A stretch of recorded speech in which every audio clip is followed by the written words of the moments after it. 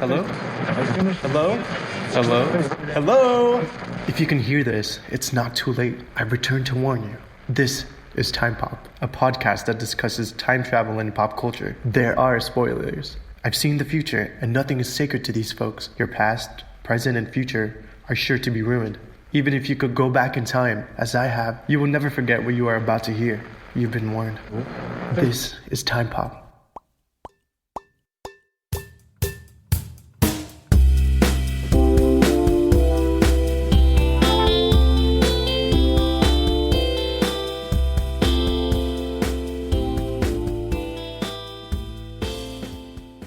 Welcome, Chrononauts, as we guide you through the experience of time travel using pop culture as our time displacement orb. We will be your constants. I am Dez. And I'm Ari. And this is Time Pop. Welcome, everybody. Yeah. To our double Terminator episode, Terminator 4 Salvation and Terminator, well, it's not Terminator, it's just Terminator Salvation. No, we just call it T4. Yeah, I can do that. T4 and then T5 Genisys. Terminator Genisys. So we're going to talk about these movies. As a lot of you know, Salvation has little to no time travel discussion. It will make it a time travel discussion because it connects to these other time travel movies. And then we will get totally lost and tied in a knot and effed in the head with Genisys.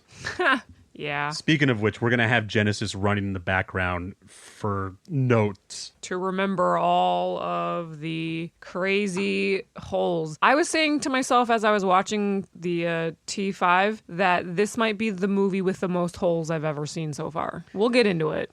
We will. And, I mean, the movie itself, obviously, I don't think has that many holes. I think it just paves over so much that we already take for granted. Yeah. That it creates holes. But again, we will get into that. So let's start with Terminator Salvation, released May 21st, 2009, 115 minutes, PG-13, directed by Mick G. Oh, boy. The world-famous MTV director. Music videos. He did lots of Korn videos, lots of Cypress Hill videos, and then he went right on to Charlie's Angels after that, so that makes perfect sense. That was a dizzying amount of edits, just like a music video. This had the same writers as T3, which I didn't feel that connection at all. Interesting. Yeah, I thought that was very, very interesting. Starring Christian Bale, he is JC from American Psycho. Sam Worthington playing Marcus Wright. Helena Bonham Carter as Dr. Serena Kogan. Anton Yelchin is our new Kyle Reese, and Jada Grace is our star, our little mute star. Bryce Dallas Howard, I think she makes a great Kate Brewster. She was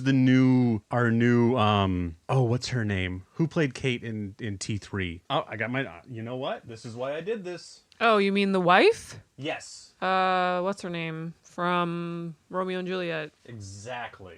Names, people. Names are important. I can see her face, but I cannot tell you her name. Claire Danes. Thank you. Jeez. I got papers all over here. I look like I'm trying to solve a murder right now. Anyways, I thought she was a great, they're obviously not twins, but they obviously tried to keep some kind of continuity between that. Yeah, the hair color maybe. Yeah, I guess it's just two redheads. I'm being a jerk. Danny Elfman did the music. Again, something I didn't really feel. Usually when he scores a movie, for sure it's a Danny Elfman. The Rotten Tomatoes, critics gave it a 33, audience gave it a 54. Interesting. So no one loved this movie. The audience, enjoyed the ride a little bit. So that's it. And we're into the movie, and we start in 2003. How do we start, Ari? 2003. I honestly watched this movie 3 weeks ago. Yeah, I about to say maybe 2 weeks ago. Yeah. This one 2 weeks ago. Oh, no, this one 3 weeks ago. 3 weeks You're right. ago, yeah. So this one takes place in the bombs have already gone off. Everyone has existed in this post-apocalyptic world for a while now. And please correct me if I'm wrong, because I'm going to be honest, I didn't take notes on this one. All right. No time travel, no notes. Exactly. That's Ari's motto. Yeah, pretty much. So the things you need to know most about this movie, I'm sure you all have seen it. Maybe you haven't because it's not that good. So in the very beginning, there's a gentleman who has been convicted of murder, and his name is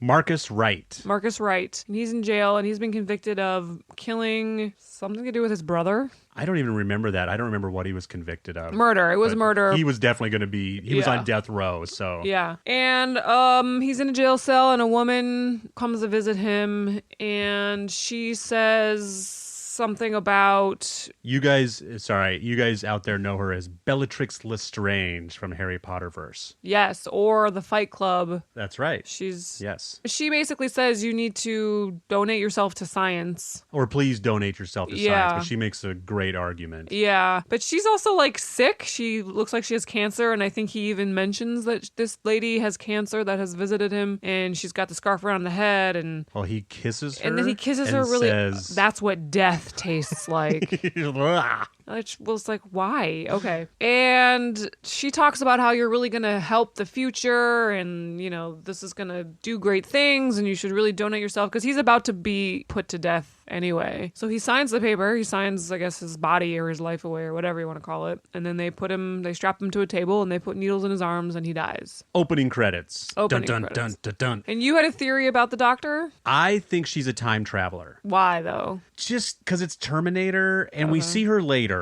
Skynet uses her just as She's a VR image. as more of a touchstone, just to make him comfortable. Yeah. But that still leads me to believe that, let's just jump into it, since we're not going to talk about a lot of time travel in this movie. This was supposed to be the first movie of a trilogy, and so I don't believe they were going to make 3 non-time traveling movies. Yeah. I don't think that was going to be possible. Because time travel is a huge part of Terminator in general. Yeah. So I think they just wanted to have some fun, kind of set up a story, some action movies, not tie our brain in too many knots, and then come back in 2 and 3 and maybe explain with some time travel how we got to this point. That's my theory. Okay. So not time traveling, but now we come out of the credits. We're in 2018. Yep, in the post-apocalyptic world. Yeah. Bombs have gone off. John Carter is... Connor. Did I say Carter?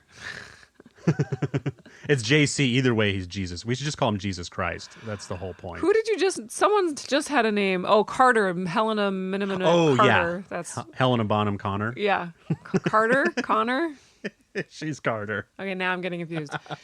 I did not do you any favors there. John Connor is running the show militarily wise, but there is also another branch of the military. I think they're in like a submarine, and He's still an outpost. He's at this point there seems to be an actual military And he's- still going on. Yeah. And he's still more of a rebel. but he's running was it the LA or near LA branch of it almost? He's Yeah. in charge of a lot of people and a lot of planes and equipment and things like that. He's answering to someone, but he's Got a lot of he's stuff. built up quite a following. Yeah. And of course they're fighting all the machines, and the machines have all the big planes and the big robots, and they're collecting people. So it opens up with John Connor making a raid on a Terminator base. And everyone dies. The Terminators end up attacking it. And everyone dies, I think, except John Connor in this raid. And then this military base is destroyed. John Connor gets away. But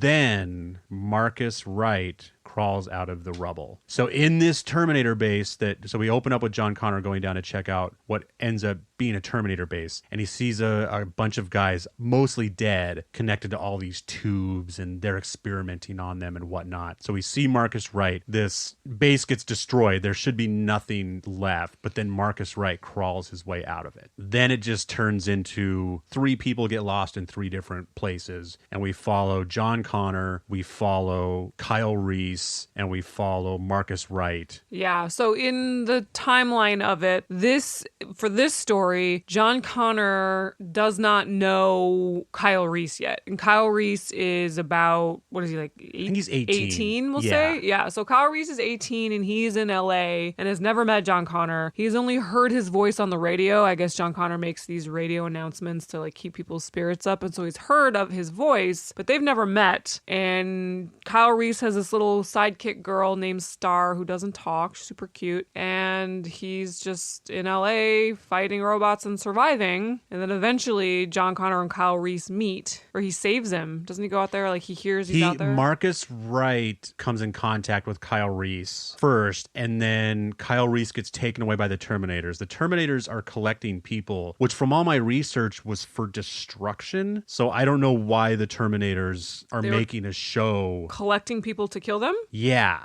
It didn't seem like they were going to use them in any factories, which is strange if that's your ultimate goal and you're a Terminator, that you're not just destroying on sight. But it makes for a more exciting story. Yeah. So they're collecting people, and then, so when Marcus Wright and John Connor come in contact, Marcus Wright drops the name Kyle Reese. And as we know, so for those of you who are trying desperately to follow this, Kyle Reese is the first human that gets sent back in Terminator 1. Right. He's also John Connor's father. And in this story and in most of the timelines, John Connor knows who his father is because his mother, Sarah Connor, has always told him who his father is, because in the original movie, in most of the movies, John Connor is the one who sends Kyle Reese back in time to save his mother. And father him. Right. That's hot. So Marcus Wright runs into a woman of the Resistance, and they're making their way back to John Connor. And when they're trying to get to John Connor's base, a couple of mines stick to Marcus Wright, and these mines are magnetic. So this is when we officially learn that Marcus Wright is made of metal. Dun, dun, dun, dun, dun. So John Connor has an immediate distrust for him, as you can imagine, and is basically ties him up to be tortured for information to find out what he knows.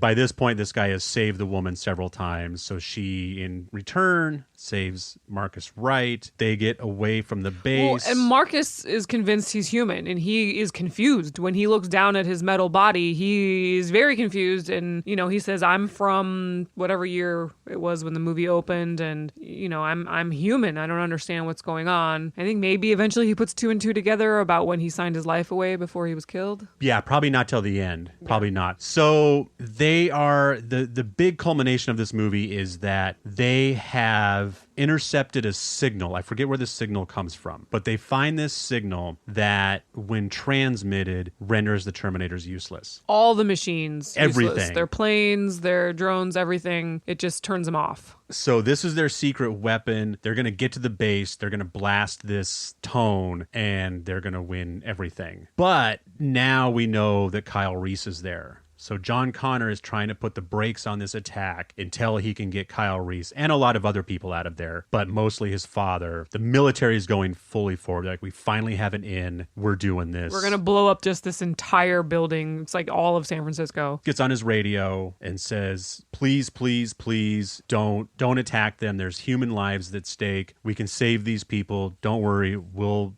take care of this in due time, because the military is counting on these separate factions to help them out. The military doesn't have the manpower. They have the authority, they think, but they don't have the manpower, so they're using all these little rebellions. So John Connor begs these rebellions not to attack. They listen, and so they go into this Terminator base to get all these people out. Marcus is in there too, trying to help him out. At one point, John Connor and Marcus face off, and John Connor lets him go because he believes that he trusts his gut and believes that he's good, and so he lets him go. And so Marcus is also attempting to save Kyle Reese and the little girl, so he's there too. So when they're in there, now that Marcus Wright is basically inside Skynet, they use this opportunity to tell him that, by the way, you're a Terminator and we have manipulated you. You're a new Terminator. I forget what his what his number was. But yeah, so they're trying a new Terminator, and this way they're utilizing and leaving enough of his humanity alive so that he thinks he's human, and then his processes can run in the background, which are to kill John Connor without his knowledge. So Skynet reveals this to him using the face of that doctor. Of the doctor of Helena Bonham Carter. Again, I think she's from this time. I think they even said that, we're using this face because we know that it's it's the face that you most trust Yeah. or recognize, and then it switches to another face. Like it's like a projected image. Also around this time, it's revealed that the signal was actually planted by the Terminators to fool the Resistance into thinking they had an upper hand, knowing they would use it to attack the base, and then the Terminators would have them right where they want them.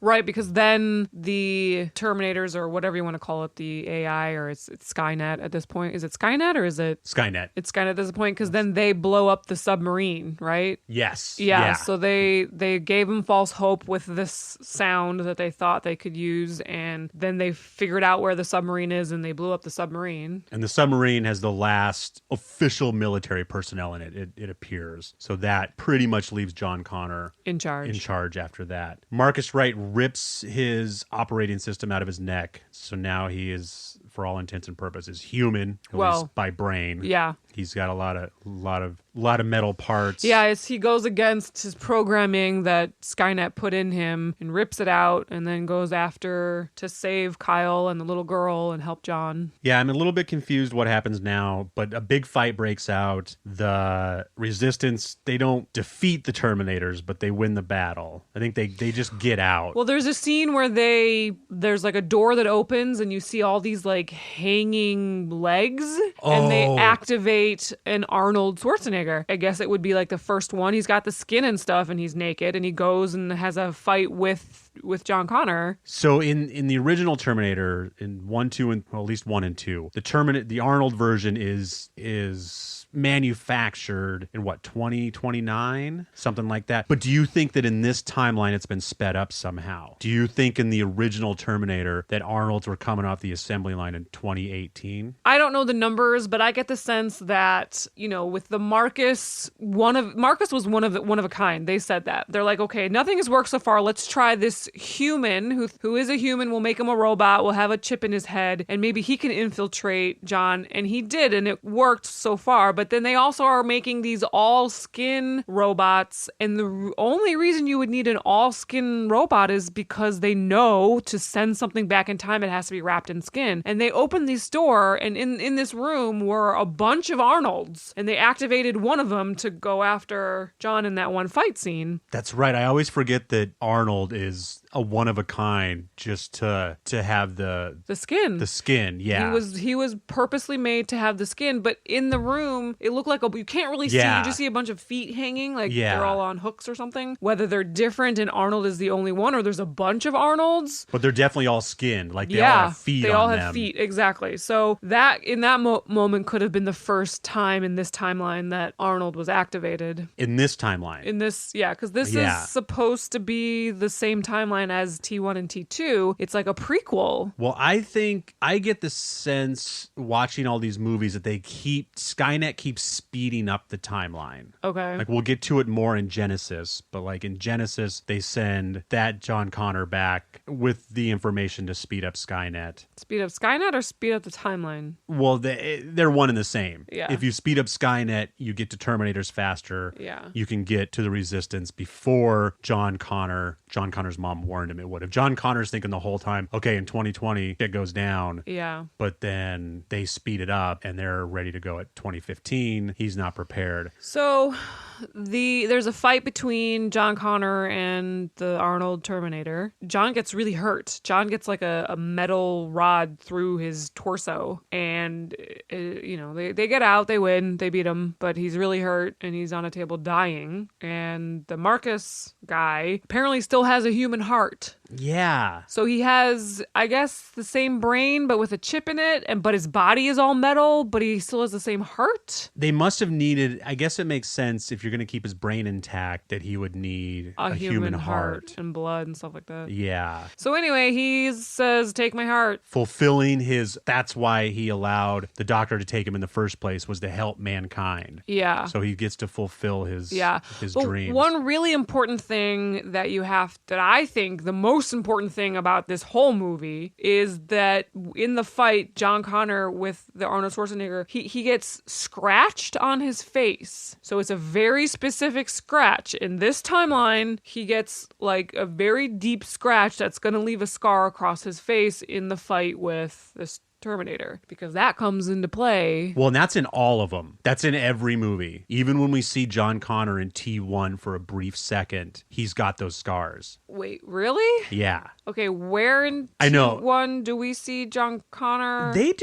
We see a lot more of the future than I remember in Terminator 1. And they keep jumping. When do we see John Connor in T1? It's not much. It's just like a crane shot zooming in on a battle, and he turns around from the shadows just to kind of wink at the camera. And I forget who plays him. And he's got a scar? He's got a scar. He's got the scar. Interesting. So they wanted to bring that back. Yes. I do not remember that. So in every iteration, I'm going to be posting some things to social media. I may have already. Oh, no, I didn't. Yeah, I have a montage of all the John Connors. And I think every one of them, except for Edward Furlong, because he's so young, has a version of those scars. Interesting. Okay. Dun, dun, dun, dun, dun. So they wanted to keep that consistent for some reason. So John Connor lives, Marcus Wright dies, his father's still okay. Kate Brewster's pregnant? Is she pregnant in this one? Yeah. So she's pregnant with somebody, which is strange that we never really hear about that. But again, this is supposed to be the first of a trilogy. And it never happened. That's a whole thing. So do you think because the movie did so bad, they pulled funding and were like, nope, it ends here? This movie didn't do that bad, monetarily wise. I think it was more... Oh, no, was it this one? Yeah, I can't remember if it was this one or Genisys now, but one of them did not well here, and then once the overseas failed, that's when they pulled the plug. I think China could have saved this trilogy, but they didn't go see it either. And then there was a ton of... This property got sold back and forth, and it kept on getting attached to failing production companies. And I think they... Like one company... Again, I'm getting these two movies confused. I apologize, people. Can't remember if it was the company that did Salvation or Genisys. They basically bought this to save their company. Like this was they used everything they had to get this, and were banking on the movie to save them, and it didn't. And so these movies kept getting bounced around. So it's tough to say, because again, they were so planned. Both of these movies, I feel, were so obviously first movies. You know, the first trilogy, Terminator 1, was supposed to be a single movie, so it's amazing. And then the fact that they made a second one was a surprise to everyone too. So they just blew the doors off. And then Terminator 3 was made because everything was a trilogy, and if you don't have 3 movies, you don't have any. So when they finally got a chance to do this again, it was like trilogy or bust. And so I think that's the biggest problem with these movies, is that they were banking on 9 hours to tell their story, and they only got 2.5. But yeah, it was definitely a combination of a lot of things that brought both of these movies down. But I think we're going to jump out of Salvation. We'll probably end up coming back to this during our larger timeline discussion. And so yeah, so this movie fails. Now, or I honestly don't think it failed, but Meaning you liked the movie? I thought it was fine. And again, under the guise that this was going to be one of 3, I think it could have sat just fine in a trilogy. I think it could have been easily saved. I would have liked it better if they had cast a different lead, personally. I am not a fan of Christian Bale. Really? No. Like at all? Like at all. His lisp, his speech impediment makes my ears hurt. Really? Oh, that's funny. So can you not watch the Batmans even? Ugh, I love that movie because it's Batman and because it's a good movie, but I just make fun of him. That's what I get to do. Do you like... I'm Batman. Do you like American Psycho just because he's such an... He plays such a perfect... Okay, it just... You hate him so much you can't even play a bad guy. I recognize and I can admit that he did well in that movie. And that's it. That's just me. Not a fan. Okay, so this movie fails. They sell the property to someone else, and they start working on it. I think they're hoping that... I think they tried to get, what's his name? James Cameron. But he just wasn't really interested again. So, okay. So again, we're at T5, beginning of a trilogy. Salvation was, for all intents and purposes, a failure, and there was no time travel in it. So how do you fix a Terminator series? What do we want? Time travel. And when do we want it? It's irrelevant. What do we want? Time travel. And when do we want it? It's irrelevant. More time travel. travel? The most time travel. How much time travel can we pack in here? So, Terminator Genisys, released July 1st, 2015, 126 minutes, PG-13, directed by Alan Taylor, who directed Thor: The Dark World, and one Lost episode. He directed Everyone Hates Hugo for Lost. Written by Lita Colagridis, who wrote Shutter Island, and Alita Battle Angel, which is a very weird movie that I saw in the theater because I just wanted to get indoors, and it was starting within 10 minutes that I got there, and I saw it in the theater, and it was a lot of fun. It was a weird movie, one of those, the main character is animated, but they did a good job. The uncanny valley is getting a little more shallow, and that movie proved it very well. Starring, back again, Arnold Schwarzenegger. Jason Clarke is our new John Connor. Emilia Clarke is our new Sarah Connor. Jai Courtney is our new Kyle Reese. J.K. Simmons is O'Brien, he's our detective. And Deo Okanii is our Danny Dyson. The Rotten Tomatoes critics 26, audience 53, very similar to T4. Oh, I'm jumping ahead a little bit, but I have this at the top as my fun facts. Do you know where Skynet was, what they used for Skynet? Like what building? Yeah. No, but I know that they were located across the Bay Bridge and south a little bit. Yes. I thought when remembering this from the theater, I thought they had put it in Oakland. I thought it was across, like following the Bay Bridge over to Oakland and then down where the Imperial Walkers are. But no, it's where you were saying it's Oracle headquarters, and it's as is. It's exactly. I didn't realize. I looked at some Google Maps, and that's Oracle headquarters. The building that they use, that's what it looks like? Yeah, with the water out front and Oh. everything. Like we could go take pictures in front of this, which we might have to do. But what I wanted to ask, to your knowledge, have you ever done an event at Oracle? Not in a building that looks like that. Yeah, well, it's a big campus, so it'd be easy to come on the back side and go into it. No. Ari and I are known to do corporate team building events, so a lot of times we go to these large corporations and we play games with them, and we've definitely been right there. We've been a spitting distance from where Skynet we've definitely is. worked with Oracle, but probably not on their campus. Yeah, we might have to wander down there and get some pictures. That might be fun. It was a cool looking building. Like, yeah, the angle, they're like circles with the roof on an angle. Very futuristic. And it was brand new when they filmed it too. Like, I don't even know if they had people in it yet. Those are our facts. Take a deep breath, people.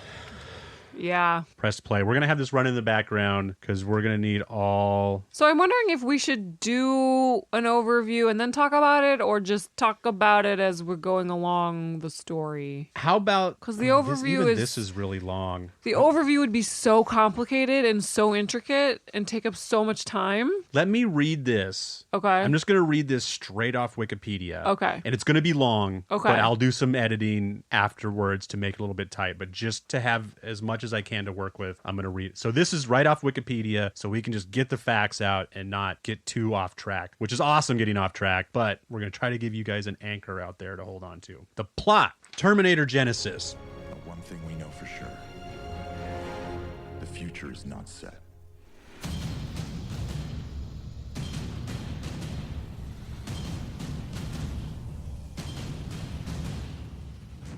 In 2029, human resistance leader John Connor launches a final offensive against Skynet. Before the resistance can triumph, Skynet activates a time machine and sends a T-800 back to May 12, 1984 to kill John's mother, Sarah. Kyle Reese volunteers to travel back in time to protect her. As Kyle Reese floats in the machine's magnetic field, he sees John being attacked by another resistance soldier and has visions from his childhood about Sarah Connor. When it arrives in Los Angeles, 1984, Skynet's T-800 is disabled by Sarah and Pops, a reprogrammed T-800 sent to protect Sarah when she was 9 years old. Kyle arrives shortly afterward and is intercepted by a T-1000. Sarah and Pops join Kyle and destroy the T-1000 with acid. She and Pops reveal that they have constructed a makeshift time machine similar to Skynet's, and Sarah plans to travel to 1997, the year Skynet becomes self-aware. Realizing that the timeline has been altered, Kyle is convinced that the future has changed because of the warning he received in his childhood vision and persuades Sarah to travel to 2017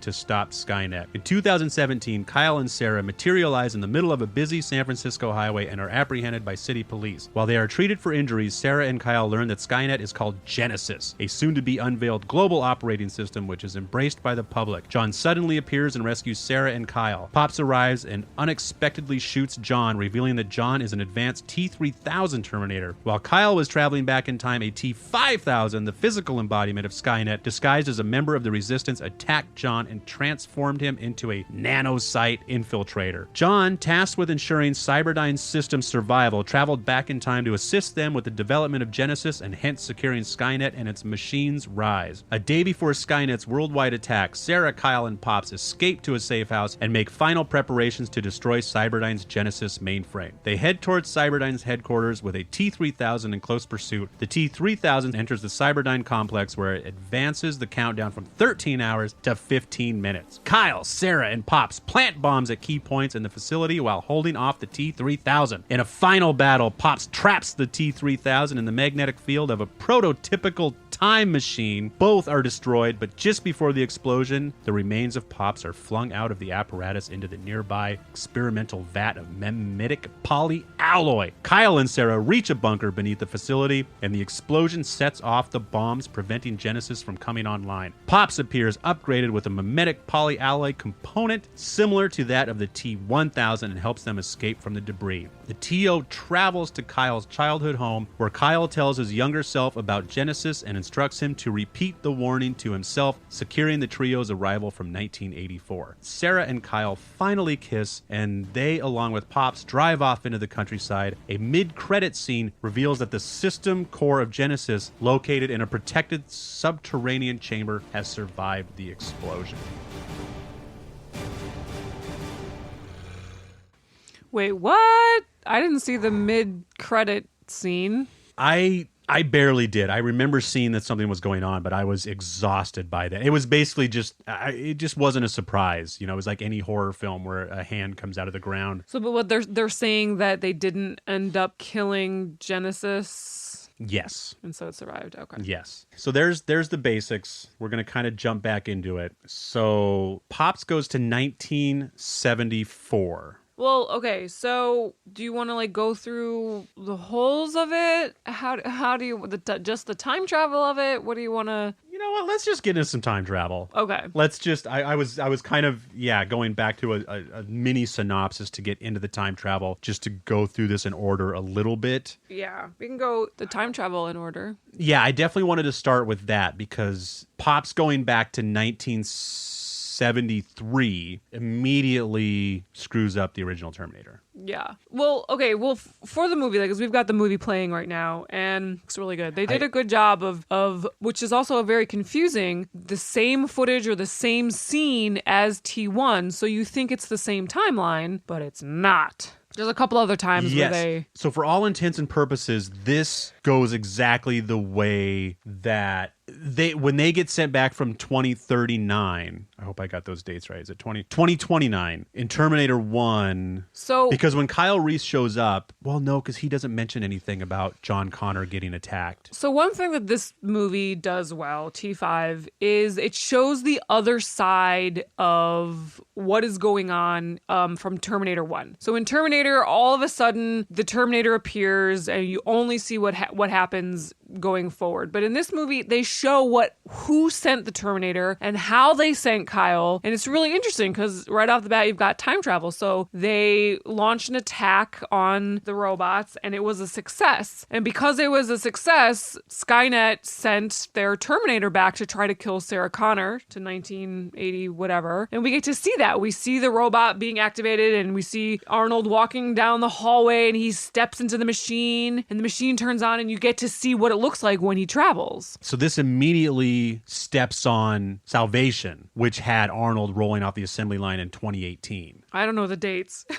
That's your job. Well, this is what I was wondering if in Terminator in T5 if they sped up the timeline at all. And this, watching Genisys now, leads me to believe that T4 did speed up the timeline. And So I'm thinking of this movie as just completely separate to everything. Otherwise, it makes my brain hurt in a bad way. I can't, because I can set Salvation aside, whether as a separate timeline or just a bad movie that everyone tried to erase from their consciousness. Okay. But since they go right back to 1984, they immediately, screw things up, or they don't screw things up. But up until that point when you realize that Pops was sent back to 1973 and now there's a T-1000 in 1984, it goes kind of as prescribed, I think. Okay. I kind of cut you off. So do you set this aside as a separate timeline, or do you set this aside as a reboot, or? So I think of this as a completely separate timeline. It has to be, because there was a Terminator sent back to when she was 9 or 10 or whatever it was. So the minute that they did that, it's a different timeline. Okay. At least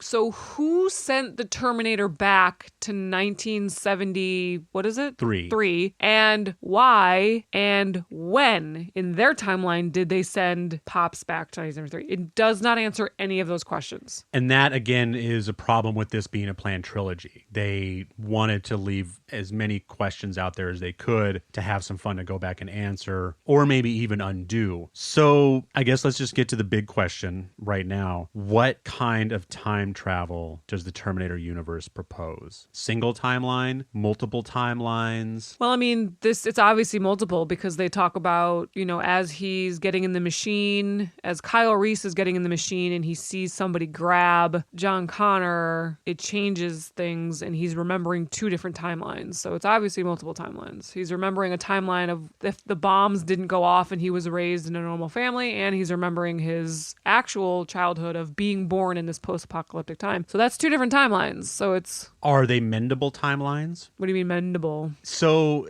I had to watch a lot of videos, and I've been talking on all of these Terminator episodes about how this doesn't suffer from the butterfly effect. How even if you send someone back to change the past, it doesn't change your present. So you meaning they just make a new timeline and your timeline stays as it is? Yeah, and that's what I finally had to watch videos to figure out. I think is what infected my brain, actually, is Avengers Endgame, because that one was so set on mending the timelines, and you could do that I kind of get it in my head that all these time travel movies, you can just go back to before you time traveled the first time and fix it. And this movie reminded me that that's not always the case. And I think every time you time travel, it breaks off into a new timeline and you can't fix it, or you can't remend it. Like once Pops goes back to 73 and that timeline splits, you'll never come back. That timeline will never be able to be reintroduced. Yeah, I follow that same kind of rule for time travel, usually, unless a movie in that universe specifically says otherwise. Yeah. I've always thought of it as soon as you travel, you're creating a new timeline. Yeah, and I always forget that, because Back to the Future did it too, where it was all about going back to before the timeline split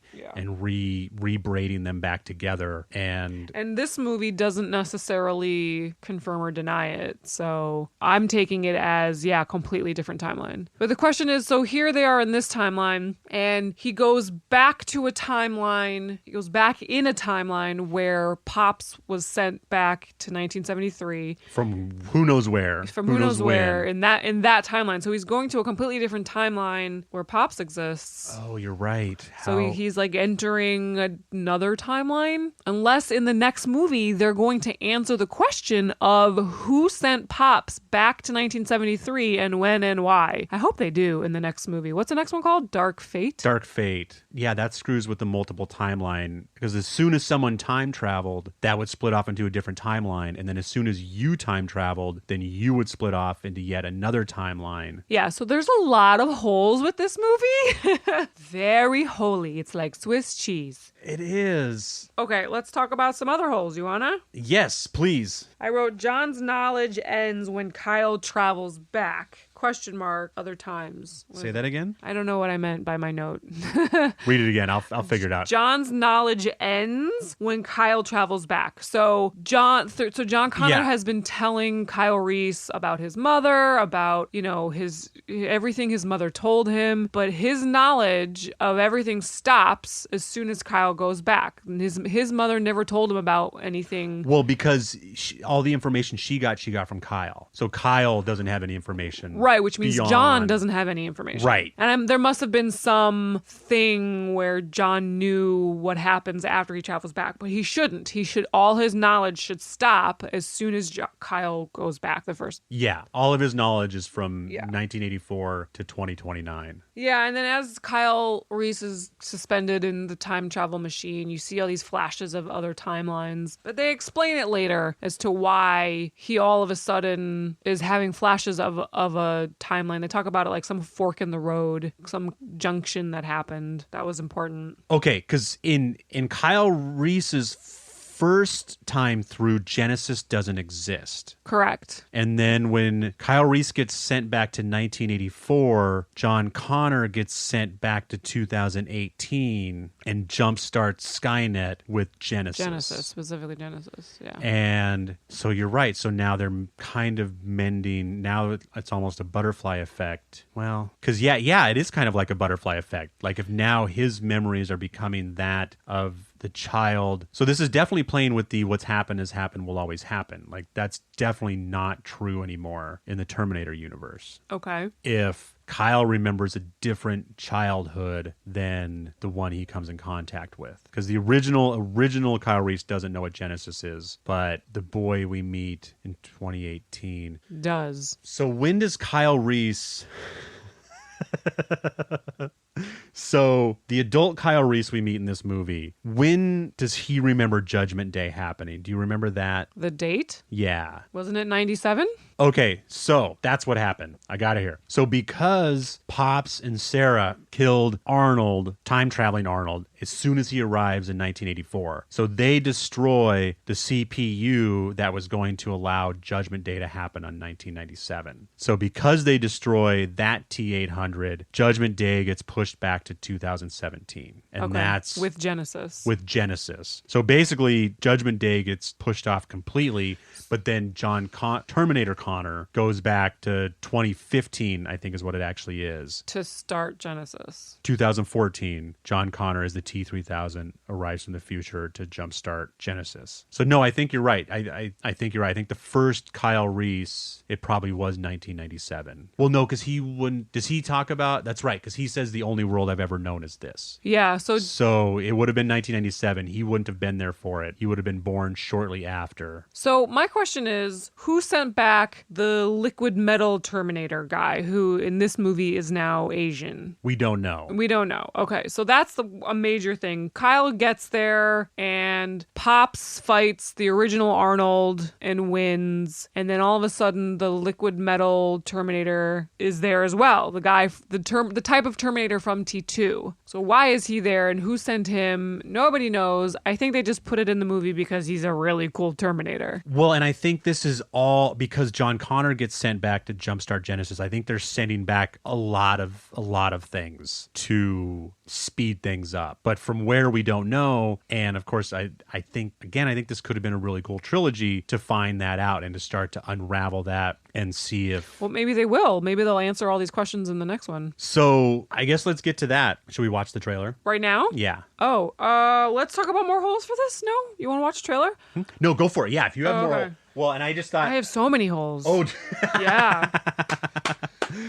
Yeah, I guess the laws are leading right. Yes, please. So then, adult Kyle is fighting the liquid metal, now Asian Terminator guy. And then Sarah Connor shows up and saves him. And, she says, come with me. Does she say, come with me, you want to live? I don't know. So my next hole that I wrote down is it's all different, right? This has all been very different than T1. And here's me getting really nitpicky. If Sarah and Kyle do not have sex at the exact exact time that they did when they made John Connor, John Connor will not be born. So there needs to be the exact egg and the exact sperm that meet to make John Connor. Otherwise, they're going to be making like a Jennifer Connor. Do you know what I mean? I do. So that's my hole that I wrote as, this point of the movie was playing. But then later on, it kind of answers that question, or it kind of fills in that hole for me, was because John then came back to this timeline. The evil Cyberdyne, whatever, John Connor came back, and, they eventually defeat him. Spoiler alert, we all know. They eventually win, and now they have this choice to go live their life in a normal way, and they don't need a John Connor for this timeline because they defeated it all, and John Connor was evil. And anyway, so it filled in the hole for me. And I think you're right. I definitely feel like this movie was ripe for them to have a girl and a Jennifer Connor, like you said.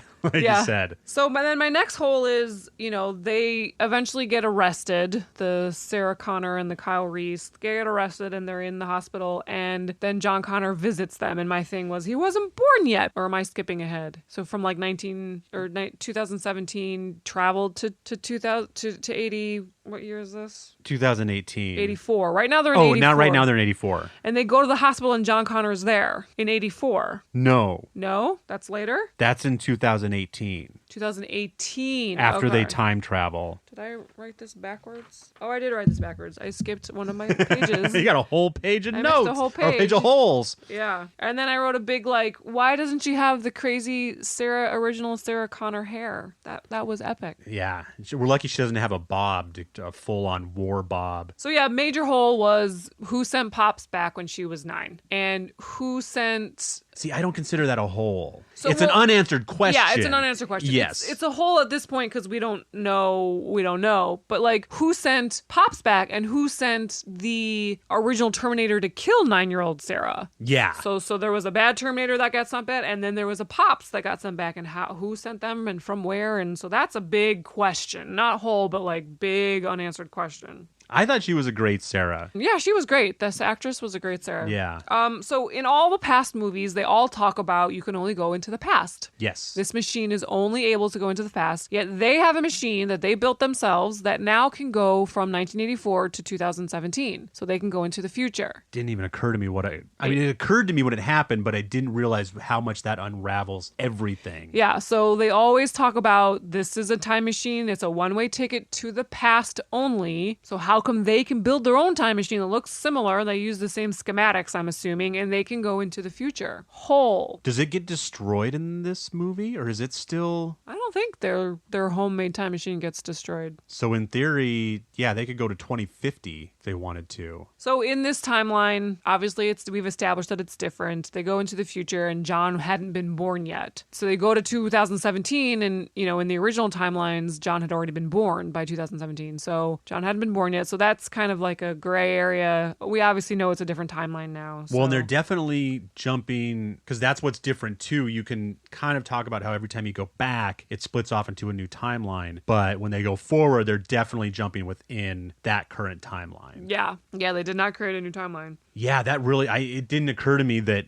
John would have been 22 at this point. So explain to me Or 32. the Dr. Dyson and his son who have now created Cyberdyne in the future 2017. Is that correct? Yes. So which movie was it where they killed Dyson? 2, when he blows himself up. Okay, so the Terminator 2, Dyson tries to destroy Skynet, the thing he created with the hand and the chip that was He left gives over. the chip to them and then blows himself up. Blows himself up in the big building that is Skynet to save everybody, right? But the son does survive. They show his son. So in this timeline, the son is alive and is starting Cyberdyne. Yes. Or Genisys. Or is he Cyberdyne or is he Genisys? I think Genisys was created by John Connor Terminator and Dyson was Cyberdyne. So Genisys is the program, the AI program, and Cyberdyne is the company? Yes. Okay. So Cyberdyne is Genisys. Genisys is Cyberdyne. yeah, so my question is where is Dyson Jason? Why is it his son in this timeline? He's just old. Okay. By this time he's 60. He's retired. Okay. Yeah, he's not Okay. on the job. I think he even says something about my dad this or my Does dad he? that. Okay, because my question is, I think did they hint at the dad being dead? Because then that would have been from another timeline of when he killed himself to blow up. So let's talk about this time travel device. Is it a teleporter too? So in this movie, you can travel in time and space. Doesn't seem like where they get dropped is determined because they're obviously not ending up in the same building. Yeah, and Pops knows where they're going. He's running late, Got stuck in traffic. but he gets That's another thing too with them getting to Pops in 1984 and Pops getting to them in 2018. This is all you need to do. You got 20 years to plan. It's like, go early, bring a sandwich. Like, what are you doing coming at the last second? I don't know. That always bothers me with time travel movies in general. You've got a friggin' time machine, but you're still thwarted by seconds. Any more holes? Well, Or there was one line. gaps? There was one line that John Connor, the robot, said in the hospital. He said, You can't kill us. We're your parents. Without us, you're never born. Two. You know what I think? We're marooned, the three of us. We're exiles in time. See, I can kill you, for there truly is no fate. You hear that, Kyle? That's the dice roll. So I guess that kind of answers the question that they're stranded in time, as in another timeline. Yeah, was that because of the Pops thing? I don't know. It's what Yeah, John what was Connor that? said. Dang it. Yeah, the more we talk about it, the messier this is getting. And I guess it's not really this movie's fault. It's, time travel in general that you start jumping around, and whether you have multiple timelines or single timelines, it gets muddier and muddier. And I also liked the line that John says to Pops. He says, You were nothing but a relic from a deleted timeline. oh, yeah. which was interesting. So obviously there's multiple timelines. We've established that. And the fact that he said a deleted timeline, that timeline is definitely not deleted. It exists somewhere still, but it has nothing to do with this timeline. Mm-hmm. So talking about, you mentioned earlier, whether it's a loop or whatever has happened will have happened. What do you actually think that it is? Because in this movie, they, at the end, when they defeat everything, they go to the young Kyle Reese and they tell him to remember those specific words that older Kyle Reese heard as the timeline was splitting,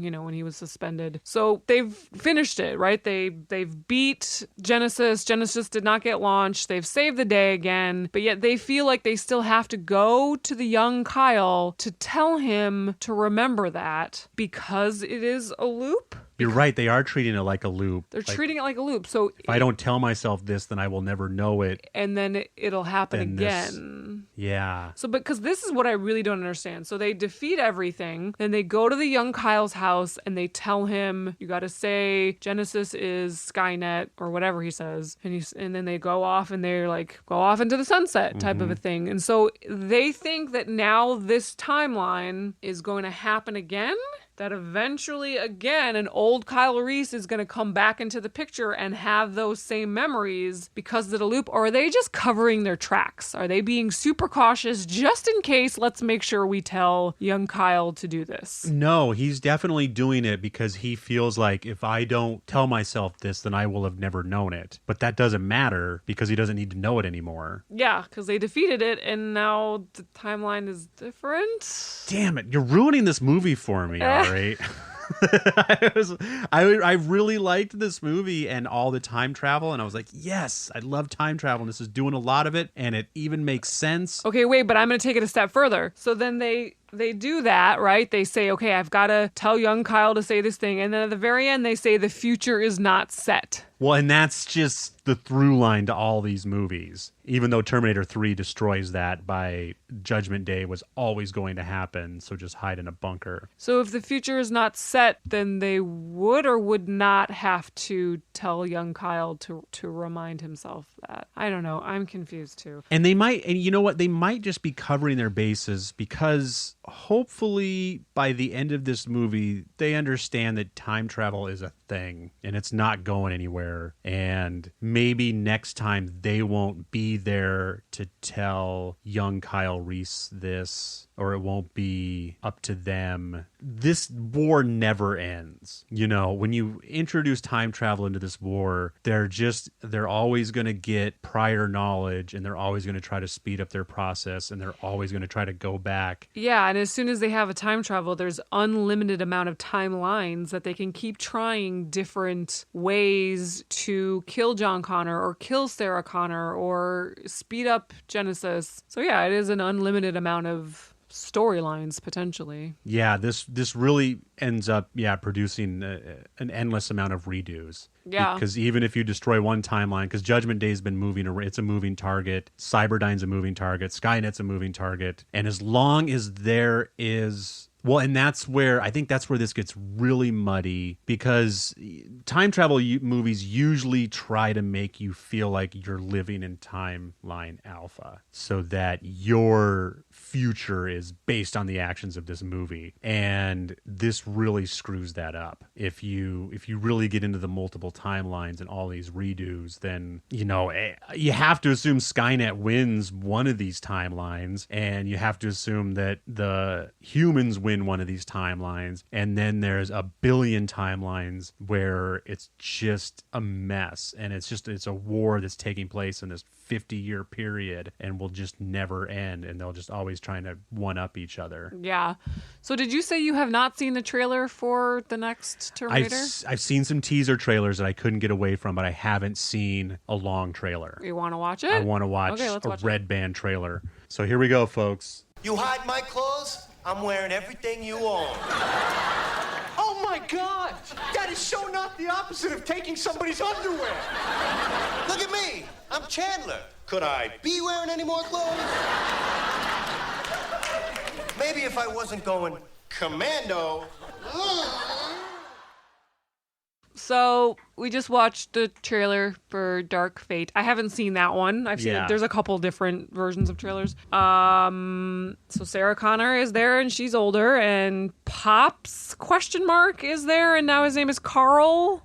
Yeah. Or there is a Arnold Terminator there, and his name is Carl. Whether or not that's Pops or not, we don't know yet. So these are questions that we could answer, I'm sure, if we looked them up, but I'm going to leave it a little bit vague for us just to have some fun with this conversation. Okay. I'm sure I'll get spoiled by the time I walk into the theater, but I just want to have some. How could this? Let's pretend like all 6 of these movies exist in the same universe. Ooh, okay. Is that even a reality you can? I can't exist that they're all in the same timeline or even the same universe. I can pretend that the one we just reviewed, so T5, is a prequel to this. So my prediction would be that this is a sequel to T5. So in this same timeline of Sarah and Kyle did not have John Connor, and Pops is still around, and, you know, maybe Kyle gets killed, but Sarah stays old. And the Terminators, since there was the mid-credit scene that Skynet was still around, maybe they send someone back to kill someone else who is, you know, vital in helping the humans win in the future. And it was that dark-haired woman. And there's a new Terminator woman, blonde. Yeah, again, just trying to wrap my head around all this. I forget Sarah Connor dies of cancer in 1997 in one timeline. So do you think they throw out movies and just make this? Well, no, if you're saying that Salvation. And in another movie, John Connor is killed by an Arnold Terminator that they then captured, reprogrammed, and sent back. That was for 3. Yeah, and that's in 2029, 2030. That he was killed, and then they captured the Terminator that killed him, which was an Arnold Terminator, and then sent back. Anyway, okay, so yeah, I would think of this Dark Fate. My prediction is that it's a sequel to T5, and it's in that same timeline where Kyle and Sarah never had John. Okay, yeah. But she said that she hunts Terminators. Like, that's what she does. It'll be interesting to see. Can't wait. When does it come out? Special screenings on October 31st. Wide release on November 1st. November 1st. Cool. So we'll probably get to it a week or two into November. I'm not going to wait in line. Maybe we can make a day out of it. Yeah. Maybe we can go on an afternoon, maybe wait a week or so, and we can find a quiet 10 o'clock viewing so we can 10 a.m. viewing. Hell yeah. Ari's like, no. I'm in. I'm down. But that might be kind of fun to watch it, and then I'll bring my equipment. We'll record in the car. I don't care. So yeah, again, thanks for ruining these movies. You're welcome. And yeah, this just really, I didn't realize how upsetting it is when these movies just split off into a bunch of timelines and you're just leaving timelines in your wake. There's plenty of timelines where the Terminators win everything. There's plenty of timelines where, that means there's timelines where no one invented Skynet just because they decided to make a new iPhone instead. Yeah. And none of this matters. And it'll be interesting to see how James Cameron can make this all matter. Yeah, James Cameron produced this, right? Did he? Oh, that's right. It's directed by Tim Miller. But produced by James Cameron. Yeah. So hopefully it'll be good. Yeah, I guess I could wax all I want and make a bunch of guesses, but yeah, I just hope they make me care because I like all of these movies in their own right. Rank these movies. Rank 1 through 5, Ari. What do you mean rank them? What's your favorite Terminator to least favorite Terminator? My favorite is T2, followed by T1, then I guess T3. I did not like T4, and then T5. Okay. I'm stuck between this one, T5 and T3.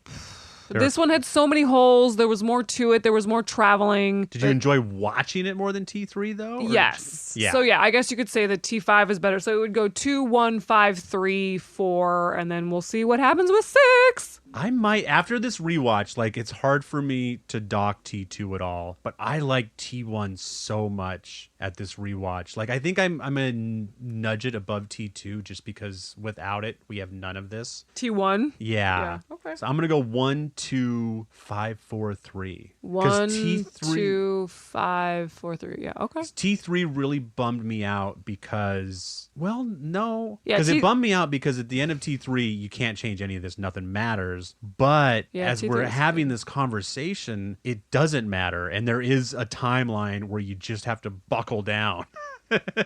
and gird your loins for the impending war that's coming. Yeah. I'm back on board. I like these movies. Yeah. I mean, time travel. We like all of them. Yeah. Holy mackerel. Thank you, Ari. Thank you, everyone out there. I hope some of this made sense. This got really messy really fast, but that's why we're here. And as always, help us out, people. Tell us what we need to know. Help us make sense of all this. Tell us either your predictions if you haven't seen Dark Fate yet, or once you see Dark Fate, please send us your thoughts. We would love to add them to our Dark Fate conversation and get a larger discussion going on. First of all, thank you for listening to Time Pop. Hopefully you have enjoyed this program. Please like and subscribe to Time Pop and tell a neighbor or friend about it so you can enjoy a discussion of your own on the topic of time travel. What are we doing next week, Ari? Do you still want to do Groundhog's Day? Sure. You want to do Groundhog's Day? Sure. All right. Next week, we will be discussing Groundhog's Day. And again, we're going to be getting into more of our high-profile movies. We've been kind of working out the kinks with some of these lesser-known movies. We didn't want to burn some high-profile movies in my poor editing. But I think we're in a good space, and we really want to watch some great movies and movies that you guys want to see. So if there's anything you want to hear us talk about, please hit us up. If you would like to add to the podcast conversation, please email us at timepop9216@gmail.com. That's timepop9216@gmail. And tell us your thoughts about this or any other version of time travel and how you might use it. And definitely let us know about a time travel movie, book, game, etc. that we might discuss on a future episode. And if you would like to start your own discussion on the topic, please head over to Face, Insta, Twitter book. We are at tpop9216. That is at tpop9216. And please check out soundsawesome9216.com to hear what else sounds awesome. I am currently working on a couple of other shows. One other movie-based podcast is in the works. If you've listened to any episodes with Sir Scott Lifton, he will be co-starring in those episodes, and they are sure to be a lot of fun. And now, back to the big finish. How old is Arnold Schwarzenegger now? Ooh, that's a good question. Is he like 80 and still doing these movies? He's definitely 70-something. We should have an answer. That's our big finish. How old is the Terminator? 53 plus 19, 71. Is that how math works? He was born in 47. This doesn't do the math for me. 47. Okay, yeah. He's looking good. He is, yeah. My bet is there. Oh my gosh. Random fun fact.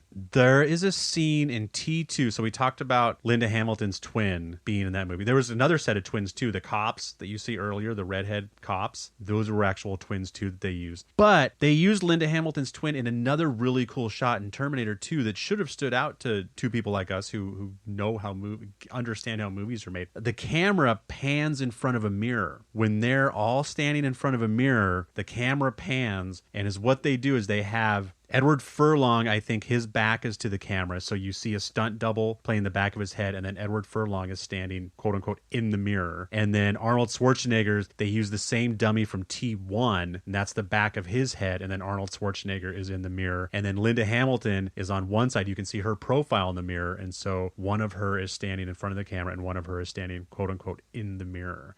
And that's brilliant. We should have noticed, like, they just pan the camera right in front of the mirror. Like, how did they do that? Helps to have a twin. It really does. So yeah, that was very cool. What was I anyways, thank you again for listening to this. Thank you for sticking with us through this whole Terminator experience, and where I'm really excited for Dark Fate to see where this is all going. And I'm glad that we timed this with this theater experience. Until next week, I am Desmond McNeese. And I'm Ariel Gala. Bye.